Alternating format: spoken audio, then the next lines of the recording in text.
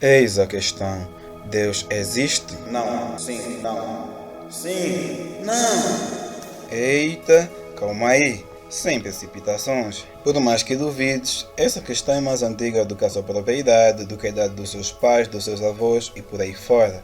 É na verdade uma lista sem fim. E convenhamos, essa não é uma pergunta fácil de se responder e talvez nunca consigamos responder, porque segundo os agnosticistas, a capacidade humana é incapaz de saber se existem ou não divindades, pois elas são muito além da nossa compreensão. Então, bem lá no século XVIII, com o iluminismo francês, entrou em moda pela primeira vez uma teoria filosófica chamada materialismo, que contrapunha uma outra teoria filosófica antiga chamada idealismo. Atenção!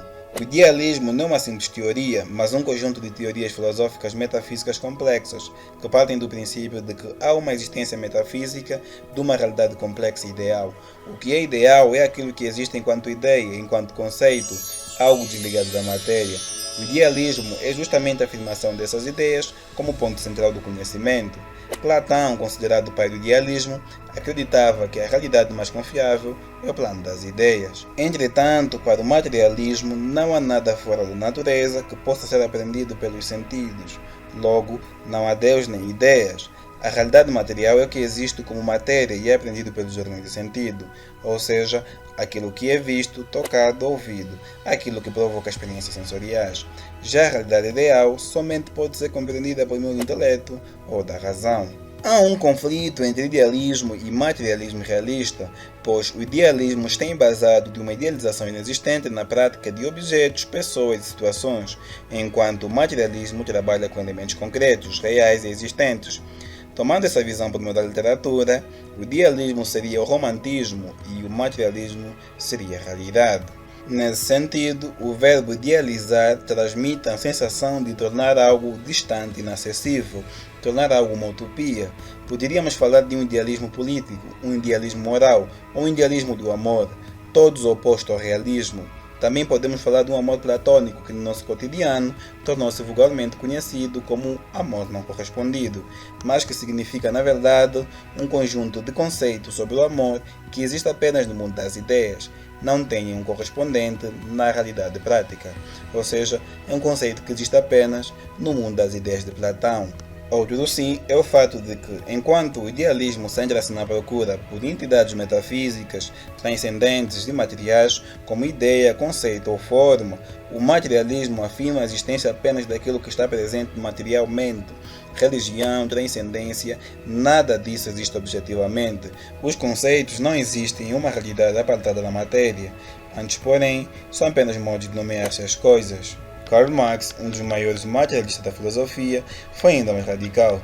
Para ele, toda a história da humanidade deu-se pela produção material, e todo esforço filosófico deveria estabelecer-se no materialismo, pois este seria o único que possibilitaria qualquer intervenção no mundo. Mas, ao contrário do materialismo, o idealismo confia pouco no conhecimento sensorial do mundo e se apoia na força da razão e de suas ideias.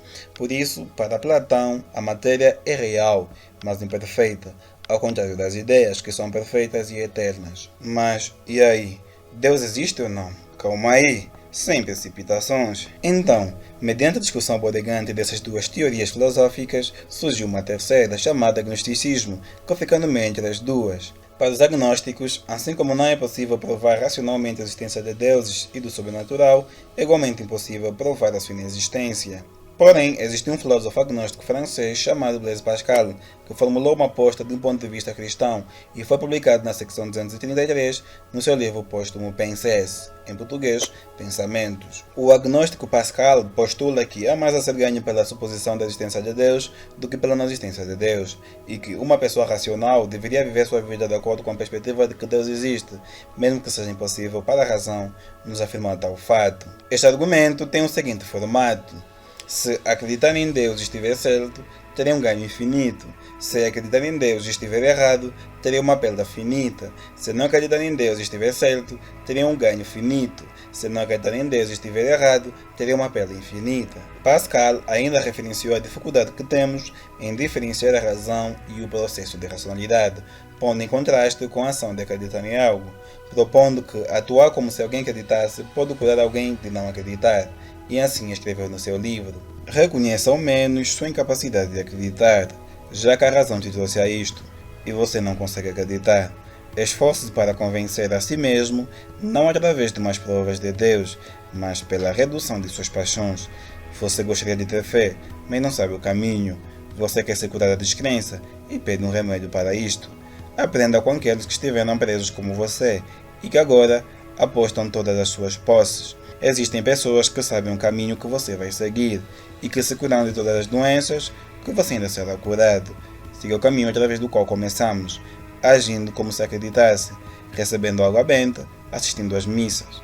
Até mesmo isto vai te fazer acreditar naturalmente e acabar com sua resistência. E aí? O ponto não foi eu afirmar que Deus não existe ou que Deus existe. Isso fica sob sua responsabilidade. Deus existe. Responda aí nos comentários e justifique o porquê da sua resposta. Então, gostou do vídeo? Não se esqueça de comentar, curtir e subscrever para que possamos atingir mais pessoas. Ainda há muita coisa pela frente. O futuro nos aguarda.